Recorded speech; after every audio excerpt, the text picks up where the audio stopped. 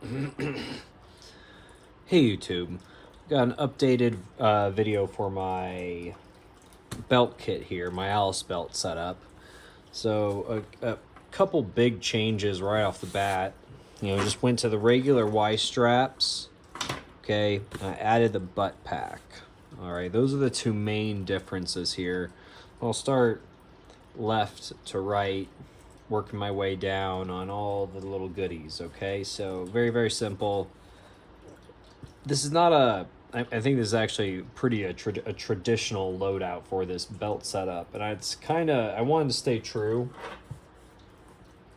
to kind of how it was originally set up. So I've got 3 mag pouch right here. All right, make sure when you got these this belt, any sort of Alice kit, you've got those mags oriented away from you. Okay, fun little fact. So next, right here, we got a nice dump pouch. Okay, that dump pouch is general for whatever you might need.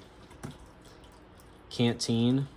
Okay, canteen, very simple. I'm gonna move this for right now. Okay, one thing I have yet to actually find a good place for the shovel. Okay, set that there for now. But canteen, very simple, 1 quart. I've got water purification tabs wrapped up here on the little, I guess, this little bendy portion that attaches the lid. So they're always there. I've got some fire making stuff right here, an incredibly basic fire making kit, which should just be a lighter and some chapstick. Okay. So I'd say the butt pack is probably the biggest difference. Okay. Because before I didn't have much of a butt pack there, and it wasn't doing me any good. So here, and that way, I don't need to carry a backpack or anything like that. I've got this. All right. But poncho for a quick and easy shelter. I've got a hot meal. Okay. We got a schmog and extra wool socks. Now on to the biggest portion here. I've got my Esbit stove in here. Okay. Now, the Esbit stove, I would be careful with your if you got those little Esbit fuel tabs, they smell like crap. Okay, like actual crap. So I would go with, let's pull them out. Go with these. Okay, they don't smell. They're just some sort of gelatin, obviously gonna light in pretty much any conditions.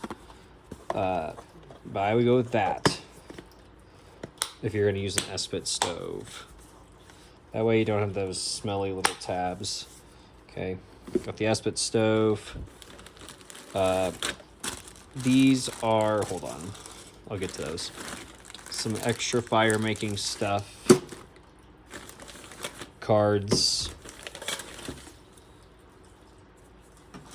These little tabs, they fit on the edge here, and they help stabilize the little propane tank. Okay, so I got a bunch of them. They fit on, I think, pretty much any of these. The Jetboil ones, all of them have about the same size lip, and these will fit those. Okay, makes it a little bit easier. It looks like I got some apple juice right here. I got the actual stove, and then I took this stuff apart earlier. I forgot to put the lid back, but then you've got the stainless or the titanium, whatever. I don't know what metal it is, whatever. It's pretty light, but we've got the nice little kettle. Okay. And also, I've got a stainless steel cup in here too. But what else we got? Oh, and a couple mints. Leave those in there. Okay, but that's the butt pack. You know, really shelter, food. You know, the schmog for general purpose stuff, extra socks, fire making stuff, cooking stuff, a little bit of entertainment. Yeah, that's really it. And now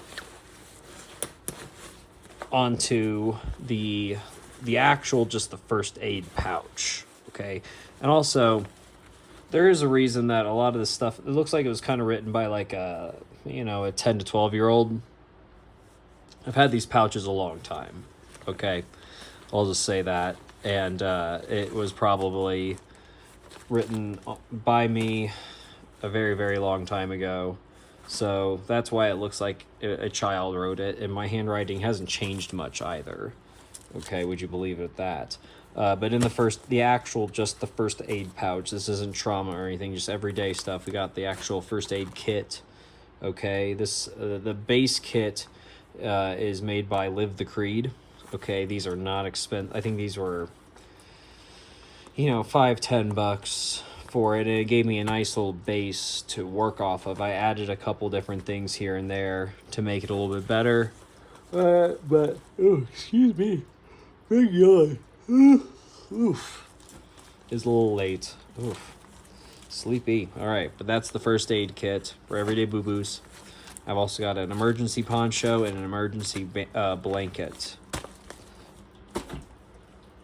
Moving on down, just another canteen pouch. I've got, it looks like, okay. This is a 1 liter plastic bag, okay. And if I remember correctly, yes, I've got water purification tabs wrapped in there, okay. Always good to have an extra container. Also, more water purification tabs right here, okay. Now, onto the knife and multi-tool. Got the Gerber something or whatever. I can't remember what it's called. But I think this is issued out in the military, at least to the Marines. And then also have my knife.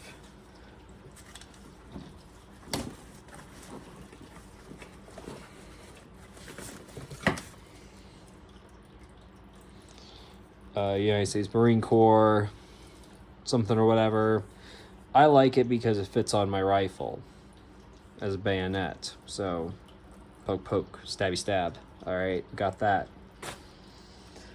Next to that, got a compass, dummy quartered on, and then finally on the far side, another 3 rifle mags. Okay, so what I do like about this, and excuse me, another big yawn. My brain needs oxygen. Okay.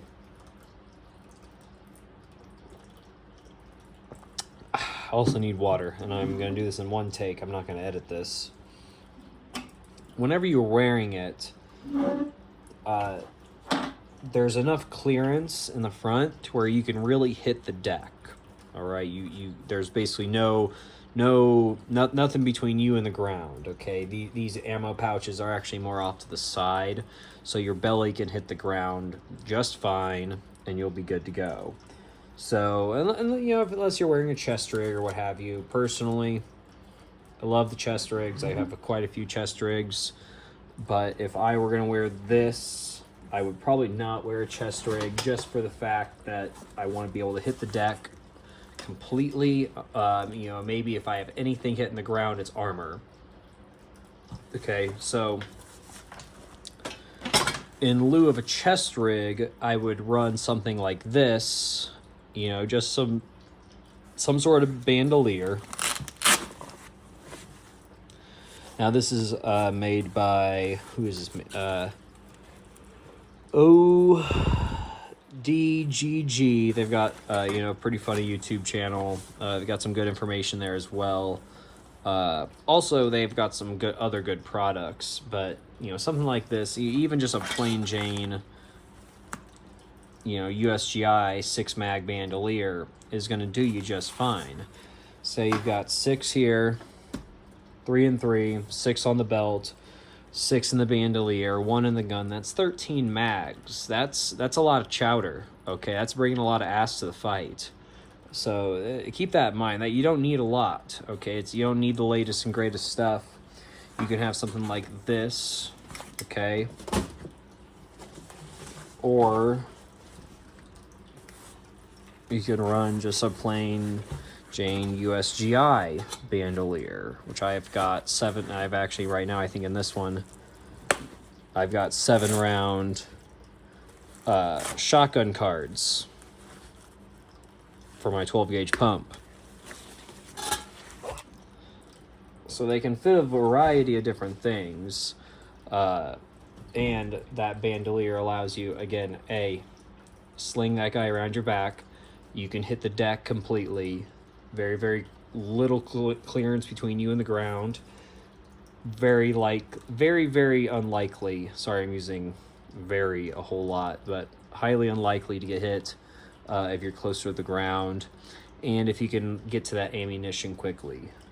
I do like this, I could say, a little bit more improved bandolier, because it does have... Ooh, figured I was gonna hit that a lot more. With the Velcro. Oh my god. With the Velcro, it does allow you, boom, take a mag out, close it really easily. With these, older style Alice pouches, a little bit tougher to take. Say take one out and then get it closed back up. Getting that guy clipped in there, definitely a lot harder than just that. Not the most difficult thing in the world, but definitely something to keep in mind. Even though I do love these pouches, I wish that we had more triple mag pouches than double mag pouches out there. But what can you do? So that's the updated Alice belt setup. I really appreciate the suggestions that I got last time. And if I could get some suggestions on how to carry the shovel on this kit without it looking stupid or falling off, or really just, I know that I get it. The best thing to do would just to be run a normal folding e-tool. I get that. I fully understand that would be a lot easier, because I could put that on my Alice pack, and bada bing, bada boom, I'm ready to go. I don't have to worry about carrying this thing around because it's kind of big. Okay, it doesn't fold and it takes up space, and it's not made for this stuff. Okay, it's not made to integrate. So I've got to add it somehow. The reason being, the reason I have this instead of a folding e-tool is that, well, I guess the main thing, sorry, I just had a little bit of brain fart. Wooden handle, it can be replaced. Just taking these screws out. You really can't repair a folding e-tool in the field. You just kind of have to accept that it is broken, and that's kind of it. This, on the other hand, can be repaired, can be replaced. I get it. It's a little bit older school, older technology, I guess. But I like that. Plus, my final thing is that this is an awesome weapon in and of itself. Yes, can I use a folding e-tool as a weapon? Sure. But this is a little bit nicer. This feels a little bit better in the hand, and if I had to resort to something like this, some sort of impact weapon, this would be that, okay? I got a pokey poke, stab stab, and I've got a bludgeoning weapon in this, okay? And it is sharp, bludgeoning / cutting. It's more like an axe than anything, which I am all about. And what kind of inspired this kit is the conflict in Ukraine and how it is, even though it is an urban, I'd say urban, urban and rural, it's largely trench warfare. It's not, I don't think it's as high speed as people thought it would be. You know, it's largely 20th century weaponry. I say weaponry in terms of, you know, small arms. So there's a lot of drone use, a lot of UAV, a lot of thermal, a lot of night vision. So we got a lot of technological advances. But when it gets down to it, you know, the day-to-day fighting, it's trench warfare. Okay, it's fire superiority. It's nothing out of the. It's not too far what you saw in World War II. Whenever it really comes to man-on-man fighting, now obviously we got much different aircraft, tanks, you name it. That whole the technological field is much more advanced, but really the fighting man-to-man hasn't changed a whole lot. And whoever has fire superiority and the best vantage point is going to win. Okay, whoever's supplied the most. All right, I get it. Your little chest rig can hold three magazines. That's flippin' cute. Okay, you're going to need some more than that, though. All right, it's not. And also, it's not like GWOT, where we are fighting an enemy that is severely under-equipped compared to us.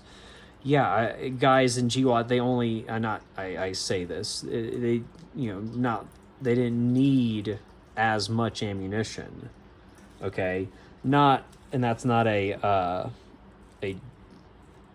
set in stone this was every single case, because I've seen a lot of bad shit that went down during GWOT where, man, they needed a way more than 3 mags. But the idea that, you know, we're facing a near peer threat has to be at the forefront of our mind, and we can't. It's not a counterinsurgency battle. I think that's the best way to put it. I don't want to knock anyone that was in GWOT. Those guys are my heroes. Seeing the ACH and Mitch helmets. You also saw a lot of guys early on with Deuce gear and just in soft armor. So not to knock them, but it's just a completely different fight. It's not a counterinsurgency. All right, it's more of a near peer threat. And whenever you're fighting, at least for my case, I think if you're fighting a near peer threat, you need to bring a lot of ass to that fight. All right, as much ammo as you can to keep yourself out there and keeping yourself effective. Okay, but that's my little bit of a rant. There's my kit.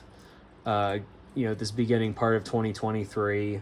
Let me know how I can fit this bad boy on there somehow, some way, because I love a good shovel and I like a good axe-like weapon too. Okay, so thank you guys for watching. See you next time.